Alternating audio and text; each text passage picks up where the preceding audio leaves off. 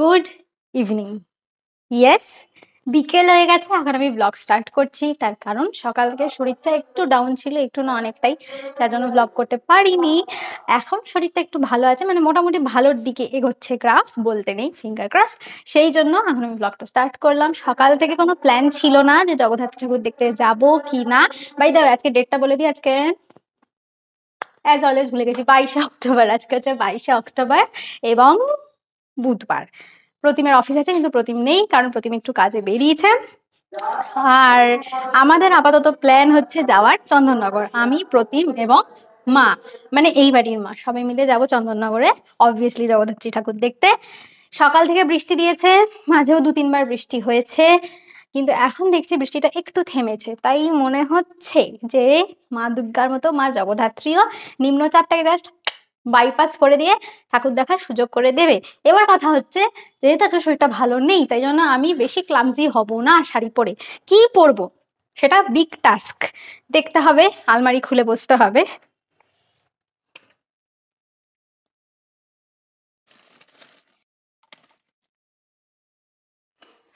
In the mean time, তোমরা জানো last দিন আরেকটা দুর্ঘটনা ঘটেছে, সেটা হচ্ছে আমার ট্রাইপডটা দেহ রেখেছে। তো যার জন্য ফোনটাকে আলমারির ভিতর ঢুকিয়ে স্ট্যান্ড করে কথা বলছি। তো ভালো জামা যেগুলো দুর্গাপুজোর সময় পরেছিলাম সব লন্ড্রিতে দিয়েছি। এবার আমি এত দায়িত্ববোধী মহিলা, লন্ড্রি থেকে আমি জামাকাপড়গুলো আনিনি। দ্যাটস ওয়াই এই একটা জামা আমার কাছে ছিল, যেটা আমি বাজার কলকাতা থেকে কিনেছিলাম পুজোর আগে। কিন্তু এই জামাটা অ্যাকচুয়ালি ওয়ান পিস, এই যে, but I have not shaved my legs, যার জন্য আমাকে এই জামাটা উইথ লেগিংস পরতে হবে। এই জামাটা ছাড়া আর অপশন নেই। আরেকটা ওয়ান পিস আছে, ওটা লেগিংস দিয়ে পরলে পুরো একদম, মানে কি বলবো, যাই হোক হোয়াট এভার। যার জন্য আমি এই জামাটাই পরতে চলেছি। রেডি হতে হতে কথা বলি, সেটাই বেটার হবে, কারণ এখন ঘড়িতে বাজে 6:30। আর দেরি করলে চন্দননগর থেকে ফিরতে ভোর হয়ে যাবে। শুধুমাত্র চন্দননগর বলে নয়, ওই পারে মানকুণ্ড থেকে শুরু হয় সুন্দর সুন্দর ঠাকুর হওয়া। কিন্তু যেহেতু বললাম সকাল থেকে কোনো রকম প্ল্যানিং ছিল না, যার জন্য অত দূর যাওয়ারও কোনো প্ল্যান নেই। কারণ বেরোচ্ছি যখন, তখন অলরেডি আমাদের 7:30 হয়ে গেছিল কালকে।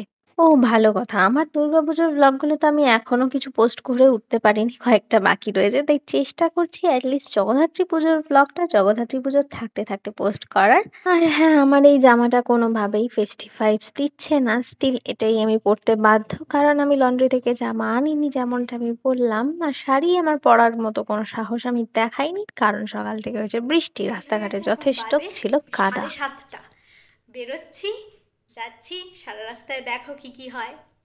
আমাদের না চন্দননগর যাওয়ার ইজিয়েস্ট ওয়ে হচ্ছে জগদ্দল ঘাট ক্রস করা, আর এই জগদ্ধাত্রী পুজোর জন্য কিন্তু সেই ফেরির ভাড়া বাড়িয়ে 13 টাকা করেছে। ও আরও একটা ভালো কথা, সেটা হচ্ছে চন্দননগরে এই জগদ্ধাত্রী পুজো উপলক্ষে সারা রাত ফেরি সার্ভিস চালু রেখেছে। সারা রাত কি একটা নির্দিষ্ট সময় অবধি সেটা জানি না, তবে আমরা ফিরেছিলাম তখন বাজে রাত্রি প্রায় 12টা, তখনও ফেরি চলাচল চালু ছিল আর কি। ও আমরা না বিয়ের 1 বছর আগে গেছিলাম চন্দননগরে ঠাকুর দেখতে, তখন যেরকম ব্যবস্থাপনা ছিল এবার না অনেক মডিফাইড হয়েছে। বলতে গেলে বিয়ের পর এটা প্রথমবার যাচ্ছি একসঙ্গে চন্দননগরে ঠাকুর দেখতে, আমি, প্রতিম এবং আমার শাশুড়ি মা। ও বিয়ের আগে যখন গেছিলাম তখন লঞ্চে করে চন্দননগর আসা এবং চন্দননগর থেকে ফেরার জন্য কিন্তু একটাই ঘাট ছিল, কিন্তু এবার কিন্তু সেটা আলাদা করেছে। তো আমরা এখন চন্দননগর পৌঁছে গেছি। এতে কি হয়েছে, এন্ট্রি এবং এক্সিট আলাদা হওয়ার জন্য যারা আসছেন যাত্রীরা এবং যারা ফিরছেন ঠাকুর দেখে, তাদের মধ্যে কিন্তু সেই যে একটা ধাক্কাধাক্কির ব্যাপার, সেইটা হচ্ছে না। খুব সুষ্ঠুভাবে এবার ঠাকুর দেখা আমরা সম্পন্ন করেছি। আচ্ছা, চন্দননগর ঘাটে নেমে মানে স্ট্যান্ড রোড থেকে ডান দিকে গেছিলাম, উর্দি বাজার থেকে আমরা দেখা শুরু করেছি। বাঁ দিকেও যাওয়া যেত, কিন্তু আমাদের মনে হয় যে না, ডান দিকেই যাই, যেটা আমাদের পরে খুব বড় ভুল ডিসিশন হিসাবে সাব্যস্ত হয়েছে। কারণটা পরে তোমাদের বলছি। আর ওইখানে এখানে রাস্তায় কি সুন্দর সুন্দর দেখো এই সাইকেল রিক্সাগুলো ছিল। এগুলোর এই ছোট্ট পিসটার দাম 100 টাকা বলছিল, যা অনেক বার্গেনিং করলাম কিন্তু উনি না একদমই কমাতে চাইলেন না। জাস্ট একটা অ্যালুমিনিয়াম ওয়্যার দিয়ে এটা তৈরি করা। এই সাইকেলগুলো ছাড়াও না অনেক রিক্সা ছিল, তারপর দুধের গাড়ি ছিল, সমস্ত কিছু কিন্তু রুম ডেকোরেশনের জন্য খুব সুন্দর লাগছিল দেখতে। আমরা যখন গেছিলাম তখন কিন্তু বেশ ভিড় ছিল, কিন্তু ভিড়টা ওনারা আটকাননি, যার জন্য অতটা কষ্টও হয়নি ঠাকুর দেখতে। উড্ডি বাজারে ওনাদের প্যান্ডেলের যে থিম সং ছিল সেটা আমার ভীষণ ভালো লেগেছে, বেশ অন্যরকম একটা গান। আর ওনাদের এবারে থিম ছিল হচ্ছে অস্তিত্বের টানে। সত্যি বলতে কি চোখের সামনে গিয়ে যেটা দেখেছি সেটা কখনোই ক্যামেরায় তুলে সেটাকে জাস্টিফাই করা যায় না। দিনের বেলা হলে তাও যা হতো, রাত্রিবেলা আমাদের ফোনের যে ক্যামেরা সেখান থেকে কোনোভাবেই ক্লিয়ারভাবে শট নেওয়া যায়নি। তবে যেটুকু পেরেছি তোমাদের সামনে তুলে ধরার চেষ্টা করেছি। এই দেখো এখানে ছোট ছোট পিঁপড়ে তৈরি করা হয়েছে, যেটা ওনারা তৈরি করেছেন তার দিয়ে, কারেন্টের যে তার হয় সেই ফাইবারগুলো দিয়ে তৈরি করা। আর এই গাছের ডালটা এটা কিন্তু মুভ করছিল, এটা একদমই শুকনো গাছের ডাল। আর সারা প্যান্ডেলে অনেক বড় বড় লোহার পেরেক দিয়ে ফুল তৈরি করা ছিল, পদ্ম ফুল, পেরেকগুলোকে বেঁকিয়ে তৈরি করা। মানে প্যান্ডেলটা যথেষ্ট খাটনির সাথে একটু একটু করে তৈরি করা। আর এই ডাকের সাজ অসাধারণ, মায়ের মাথার উপর থেকে শুরু করে সারা গা জুড়ে এবং পেছনের যে চালচিত্র সেখানেও একদম নিখুঁত সুস্পষ্ট ডাকের সাজ করা ছিল। আর একটু ভালো করে লক্ষ্য করলে তোমরা দেখতে পাবে মায়ের বক্ষ জুড়ে যিনি আছেন মায়ের সুপুত্র গণেশ। উড্ডি বাজারে প্যান্ডেল দেখে আমরা ওখান থেকে চলে গেছিলাম আদিমা দর্শন করতে। প্রতিবারই আমাদের নিয়ে যায়, কিন্তু প্রতিবারই কিভাবে যেতে হবে রাস্তা ভুলে যায়। তো যাই হোক, ওখানে যারা লোকাল পুলিশ ছিলেন ওনাদের জিজ্ঞেস করে করে আমরা রাস্তা ঠিক পেয়েই গেছিলাম। হেঁটেছি অনেকটা, কিন্তু হাঁটাটা হাঁটা মনেই হয়নি, কারণ সারা রাস্তায় এত সুন্দর সুন্দর লাইটের ডেকোরেশন ছিল যে চোখই ফেরানো যাচ্ছিল না। মনে হচ্ছিল একদম অল্প সময়ের মধ্যেই পৌঁছে গেছি, কিন্তু আমরা কিন্তু টোটাল প্রায় 2-3 ঘন্টা টানা হেঁটেছি উইদাউট রেস্ট। আর মাও কিন্তু সুন্দর হেঁটেছে, মায়ের এত পায়ের যন্ত্রণা কিন্তু মাও মনে একদম সাহস নিয়ে সব ঠাকুর দেখেছে আমাদের সাথে। আমরা যখন গেছি তখন বাজে রাত্রি 9টা। আদি মায়ের ওখানে আমরা গিয়ে দেখলাম মায়ের আরতি হচ্ছে। আর বাই দ্য ওয়ে, যেহেতু বললাম যে আমার শরীরটা খুব একটা ভালো ছিল না, সেই জন্য কিন্তু এই পুরো যা যা তোমরা ভিডিও ক্লিপস দেখছো সমস্ত কিছু কিন্তু প্রতিম নিয়েছে। আমি কিচ্ছু ভিডিও করতে পারিনি, কারণ আমি নিজেকে সামলাতেই ব্যস্ত ছিলাম। আদিমা দর্শন করে সেখান থেকে বেরিয়ে গো উইথ দ্য ফ্লো, মানে মানুষ যেদিকে গেছে, ভিড় যেদিকে গেছে সেই দিকে যেতে যেতে আমরা মেজো মায়ের কাছে পৌঁছে গেছিলাম। সেখানেও গিয়ে দেখি মায়ের আরতি হচ্ছে। মেজমা দর্শন করে আমরা আবার সেই মানুষের ভিড়ের সাথে যেতে যেতে পৌঁছে গেছিলাম হচ্ছে তাঁতির পাড়ায়। ওখানেও কিন্তু প্যান্ডেলটা অসাধারণ হয়েছিল, প্রতিটা ছবি ডিটেলিং এত সুন্দর ছিল প্যান্ডেলে। আর প্রতিটা প্যান্ডেলে মায়ের গায়ে যে ডাকের সাজ করা রয়েছে এবং চারিদিকে যে ডাকের সাজ রয়েছে সম্পূর্ণটাই কিন্তু প্রতিটার থেকে আলাদা। এবং প্রত্যেকটা মণ্ডপে দেখলাম যে মায়ের সামনে সুন্দর করে হাতে আলপনা দেওয়া। ওখানে বোধহয় আলপনা কোনো কম্পিটিশন হয়, এত সুন্দর সুন্দর আলপনা দেওয়া এবং প্রতিটাই না নাম্বারিং করা ছিল। তো যাই হোক, সেখান থেকে আমরা চলে গেছিলাম হচ্ছে বিদ্যালঙ্কার। বিদ্যালঙ্কারের লাইটিংগুলো সম্পূর্ণ করা ছিল। অনেক লাইটিং দেখলাম এবার চন্দননগরে যে আধা আধা খোলা রয়েছে। আমার মনে হয় ওই নিম্নচাপের সময় যে ঝড় আসার কথা ছিল তার জন্য বোধহয় ভয় অনেকগুলো খুলে নিয়েছেন ওনারা। তো যাই হোক, এই লাইটিংগুলো সম্পূর্ণ করা ছিল, যার জন্য ওই লাইটিংগুলোর ছবি তুলেছিলাম। বিয়ের আগে আমরা যেবার ঠাকুর দেখতে এসেছিলাম চন্দননগরে, সেবার কিন্তু আমরা এই দিকের ঠাকুরগুলো এক্সপ্লোরই করিনি, এই দিকের ঠাকুর আমাদের দেখাই হয়নি। আমরা শুরু করেছিলাম বড় বাজার দিয়ে ঠাকুর দেখা, এবং সেখান দিয়ে যেতে যেতে আমরা স্টেশন রোডে গিয়ে ঠাকুর দেখা শেষ করেছি। মানে অনেকটা হেঁটেছিলাম সে বছর, আমি এবং প্রতিম গেছিলাম। আর এইখানে মায়ের গায়ে কিসের গয়নার কাজ করা তোমরা দেখে দূর থেকে বুঝতে পারছো? বিদ্যালঙ্কারে গিয়ে আমরা প্রথমে দূর থেকে দেখে বুঝতেই পারিনি যে কিসের গয়নার কাজ এটা। তারপর কাছে যেতে গিয়ে বুঝলাম যে মায়ের সারা গায়ে সুন্দর ঝিনুকের গয়নার কাজ করা রয়েছে। ঝিনুক, ছোট ছোট শঙ্খ দিয়ে কাজ করা মায়ের গায়ে। অসাধারণ লেগেছে এই ডাকের সাজটাও আমাদের। তারপর সেখান থেকে আমরা গেছিলাম পালপাড়া। পালপাড়ায় দেখো লাইটিংয়ে মা জগদ্ধাত্রীর একটা রূপ ক্রিয়েট করা হয়েছে লাইটিংয়ের মাধ্যমে। এখানে ছিল বাবা শিবের ত্রিশূলের ছবি। সারা রাস্তায় বললাম না এত সুন্দর লাইটিং, কখন হাঁটতে হাঁটতে আমরা হেলাপুকুর পর্যন্ত পৌঁছে গেছি আমরা বুঝতেও পারিনি। তবে হ্যাঁ, হেলাপুকুরে কিন্তু আমাদের যথেষ্ট ভিড় পেতে হয়েছে, বেশ ভালো ভিড় ছিল, কিন্তু অসভ্য কোনো ভিড় ছিল না। তবে ওখানেও কিছু পকেটমার ছিল বৈকি, কারণ মন্দির কর্তৃপক্ষ থেকে মানে পুজো কর্তৃপক্ষ থেকে বলা হচ্ছিল যে আপনারা আপনাদের ফোন, পার্স এবং দরকারি জিনিস সামলে রাখবেন, কারণ পকেটমার ঢুকে পড়েছে। যাই হোক, বাট এবার মূল বক্তব্যে আসা যাক। মন্দিরের থিম এবার মানে মণ্ডপের থিম এবার কি ছিল সেটা আমি বুঝতে পারিনি খুব একটা। তবে আমরা তো হেলাপুকুরে মণ্ডপ সজ্জা দেখার থেকেও যেটা দেখতে বেশি ইন্টারেস্টেড ছিলাম সেটা হচ্ছে মায়ের মূর্তি। এখানে সেনকো গোল্ড স্পন্সর করেছিল, মাকে হীরের গয়নায় সুসজ্জিত করা হয়েছিল। হীরের গয়না ছাড়াও তোমরা শুধু দেখো মায়ের মুখটা কি সুন্দর, আর মায়ের সঙ্গে মানে মায়ের যে গায়ের রং, মায়ের যা রূপ, তার সঙ্গে এই নীল রঙের শাড়িটা এত সুন্দর মানিয়েছে।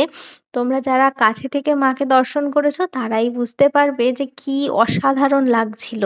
আর চন্দননগরে ঠাকুর দেখতে গিয়ে সত্যি কথা বলতে যেটা সবথেকে শান্তি লাগে যে মায়ের সামনে তুমি যতক্ষণ খুশি দাঁড়িয়ে মাকে দর্শন করতে পারো। অবশ্য হ্যাঁ, কিছুটা নির্দিষ্ট সময়ের জন্য, 1 ঘন্টা 2 ঘন্টা তো কাউকে দাঁড়াতে দেয় না। তো যাই হোক, সেখান থেকে ঠাকুর দর্শন করে আমরা চলে গেছিলাম ধারাপাড়া। সেখানে প্যান্ডেলে খানিকটা ওই ট্র্যাডিশনাল থিমের ওপর বেস করে প্যান্ডেল করা হয়েছিল, মানে গামছার কাজ দেখতে পেয়েছি, তারপর বেতের কাজ দেখতে পেয়েছি। এই প্যান্ডেলটাও কোনো অংশে কম যায় না, খুব সুন্দর লেগেছে আমার। আর এখানেও সেই একই ঘটনা, প্রতিটি ডাকের সাজ আলাদা আলাদাভাবে নিজের জায়গা থেকে অসাধারণ। আর মায়ের রূপ এত স্নিগ্ধ, এত সুন্দর। আমি তো প্রতিটা প্যান্ডেলে গিয়ে বেশ খানিকটা সময় নিয়ে মায়ের সামনে দাঁড়িয়ে মাকে দর্শন করেছি। আর মাকে দর্শন করতে গিয়ে মায়ের পায়ে বুড়ো আঙুলে এই আংটিটার দিকে আমার চোখ পড়ে, যেটায় কিনা সুন্দর একটা জবা ফুল ছিল। আর এখানেও দেখো কি সুন্দর করে আলপনা দেওয়া মায়ের সামনে।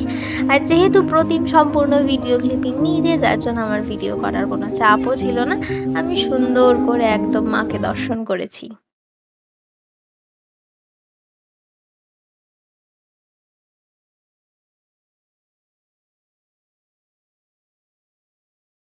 ধারাপাড়া মধ্যাঞ্চলে ঠাকুর দর্শন করে মানে মাকে দর্শন করে আমরা লঞ্চ ঘাটের দিকেই আসছিলাম বাড়ি ফেরার জন্য, কারণ তখন অলরেডি বাজে ঘড়িতে 10:30 বেজে গেছে। তা আসার পথে এই মণ্ডপটাও চোখে পড়ে। এটা কোন জায়গা নামটা প্রপার আমি ভুলে গেছি, তবে প্যান্ডেলের থিমটা ছিল একটি গ্রামের বাড়ি বা গ্রাম্য পরিবেশের একটা থিম, যেখানে এরকম একটা ধানের গোলা করা ছিল আর তার সামনে ছিল লক্ষ্মী প্যাঁচার ছবি, এবং এর সামনে কিন্তু মা লক্ষ্মীর পায়ের আলপনাও করা ছিল। এছাড়াও সারা মণ্ডপে মানে এই যে মণ্ডপ সজ্জা, সেখানে বেতের ঝুড়ি, তারপর বিচুলি, সমস্ত কিছু দিয়ে কাজ করা ছিল। এছাড়াও আমি শর্টস আপলোড করলে দেখতে পাবে যে ওখানে ছোট ছোট উনুনও করা ছিল, মাটির উনুন, যেগুলোর মধ্যে ঘুঁটে দেওয়া ছিল। মানে সম্পূর্ণ এটা গ্রাম্য থিমের ওপর তৈরি করা হয়েছে প্যান্ডেলটা। এখানেও মায়ের রূপ সম্বন্ধে তো কোনো কিছু বলারই নেই। তবে আমার একটা জিনিস কিন্তু বেশ মজার লেগেছে, সেটা হচ্ছে প্রতিটা জায়গায় মায়ের বাহনের চোখের রঙগুলো কিন্তু সম্পূর্ণ আলাদা আলাদা ছিল। যাকে জোকস অ্যাপার্ট, ওইখানে মাকে দর্শন করে আমরা হাঁটতে হাঁটতে পৌঁছে গেছিলাম বাগবাজারে। মানে সম্পূর্ণটাই কিন্তু আমরা লঞ্চ ঘাটে ফেরার পথে এই সমস্ত ঠাকুর দেখেছি। আর এইখানে যেটা আমার সব থেকে ভালো লেগেছে, এই লাইটিংটা ঢোকার মুখে। মানে আমি দেখেছি স্ক্রিনে এরকম ধরনের পশু পাখি লাইটিং এ থাকে, কিন্তু এরকম ভাবে মুভ করতে আমার দেখা হয়নি, মানে আমি দেখিনি। আমার এটা ফার্স্ট টাইম এক্সপিরিয়েন্স, যার জন্য আমার এটা খুব সুন্দর লেগেছে এবং আমি এটা প্রতিমকে বলেছিলাম যে প্রপারলি ক্যাপচার কর, যাতে এটা আমাদের স্মৃতি হিসাবে তোলা থাকে। এইবার আসি মেন কথায়, যেটা আমি প্রথমে বলছিলাম ব্লগের শুরুতে, যে আমরা স্ট্যান্ড রোড থেকে ডান দিকে গেছিলাম, উর্দি বাজার হয়ে ঠাকুর দেখা শুরু করেছিলাম, যেটা আমরা পরে ভেবেছিলাম যে না, ভুল হয়েছে। তার কারণ বাঁ দিক দিয়ে যদি আমরা যেতাম তাহলে আমরা বড় বাজার, এবং এই বাগবাজার হয়ে একদম ফটকগোড়া ওই দিকের ঠাকুরগুলোও দেখতে পারতাম, কিন্তু সেগুলো আমাদের মিস হয়ে গেছে। এবার এবছর না আমরা রানীমাকেও দেখতে মিস করে গেছি, যেটা কিনা চন্দননগর মাথাতে। অ্যাকচুয়ালি মিস করিনি, এতটা হেঁটে ফেলেছি না, যার জন্য ওই ঠাকুরগুলো আর আমাদের দর্শন করাই হয়নি। যাক, সেগুলো সামনের বছরের জন্য তোলা থাক। আর এই বছর বাগবাজারে মায়ের মূর্তিটা একদম কাটা কাটা সুন্দর হয়েছিল, মায়ের মুখশ্রীটা। আর আমরা এই বছর চন্দননগর পরিক্রমা বাগবাজার মাকে দেখেই শেষ করেছিলাম। আর লাস্টে মায়ের বয়ে ওরা ঢুকেছিল দোকানে, কি করতে জানো, কোল্ড ড্রিঙ্কস কিনতে। আর মাঝখানে একটু বৃষ্টিও হয়েছিল, যার জন্য অর্ধেক ঘাম অর্ধেক বৃষ্টির জলে ভিজে অবস্থা পুরো কাহিল, বিচ্ছিরি প্যাচ পেছে বেড়ায়।